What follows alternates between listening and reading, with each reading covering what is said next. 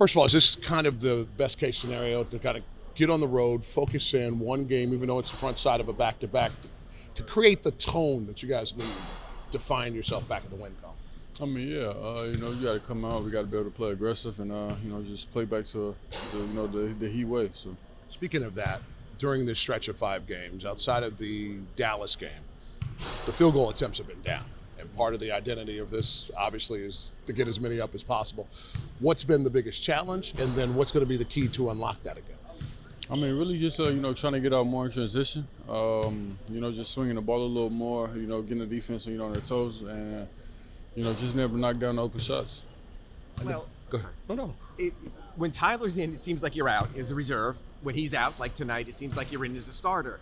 What's it like going back and forth? Because there are different players you're playing with. How's that adjustment on the fly, really? I mean, it's my teammates. I play with them all the time. I play with them in practice, so it's not much of a big difference. I'm used to playing with them. Do you see a different role, though, second unit versus first unit, when you're there with Bam, when you're not? Just sort of how does that role differentiate to you? I mean, it doesn't really differentiate much. I would say it's just I feel like my role is the same in both units or in either unit. So, yeah, for me, it doesn't make a difference. How good can it be to be able to get out here on the road? A tough dynamic, obviously, back-to-back, but kind of get you guys straight because the focus has to be there. Definitely. It's going to be a great road trip. We're focused. And, we got some good practices under our belt, fix what we needed to get fixed. So we got to go in today with the mindset that, we're going to get this win.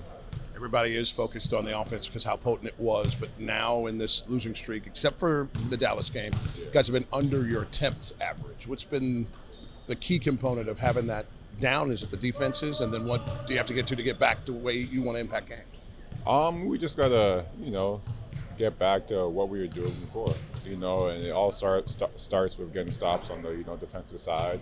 You do that, it makes the game a lot easier. Coming off a third 3-block game of the season, everybody knows your reputation as a defender, but taking it to another level at the apex has to feel a little extra special when you get there. Oh man, I'm trying. I'm trying. I try to, take pride in what I do defensively and, go after and trying to create any extra possessions I can for the team. So. As you try to change your plight win-loss wise, that there has to be a higher level of focus. You're on the road, you got back-to-back dynamics, all the things that kind of heighten the senses. This is an important road trip for us. This is a road trip where it can define how we obviously are seated, but more importantly, how are we about to fight? Our backs against the wall right now, five game losing streak, and got to figure out how we're gonna win. One of the things that have dipped off during the losing streak is you all's attempts on goal. You guys were, in the low 90s. Now it's dipping down to the high to mid 80s. What's number one, the reason, and then number two, what's the fix to get back to the pace and tempo you want? I mean, answer both questions with one. Just take care of the ball. Taking care of the ball, makes it easier for us to get shot on goal. Wow. So yeah, that's the most important thing.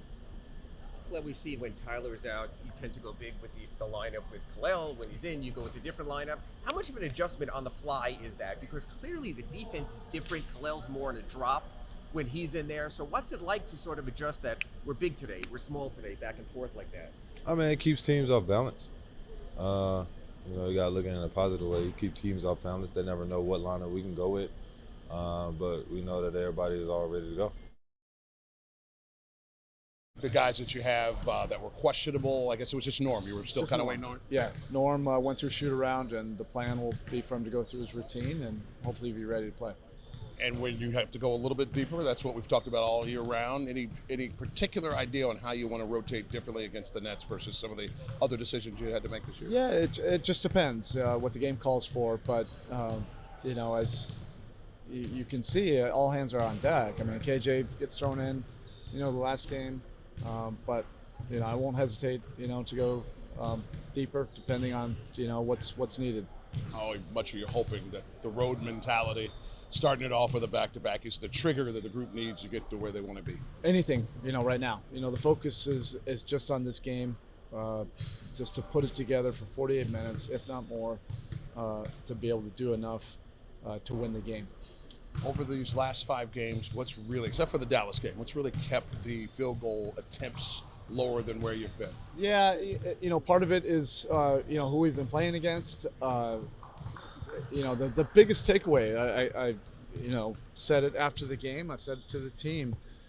Games are not always going to go perfectly to our identity. We want to dictate everything in this game tonight. But the point is, collectively, we have to have a will to overcome, to handle some things that happen through competition, and at the end, competitors find a way to win. That's the bottom line. The Toronto game is a perfect example. That did not go to their plan.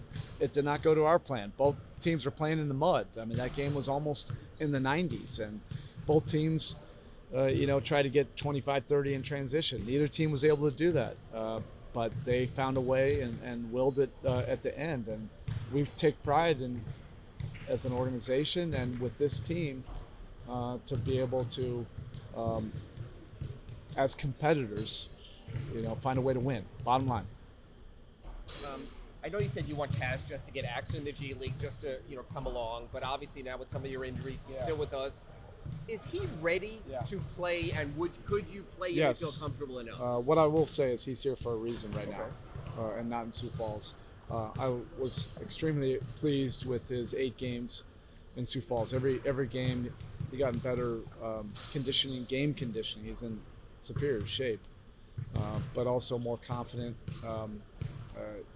He did things that contributed to winning. And yes, because of where we are now with key guys out, he's here on deck. What NBA skills has he shown you already that he has at this young age? He makes things happen. You feel his presence right away.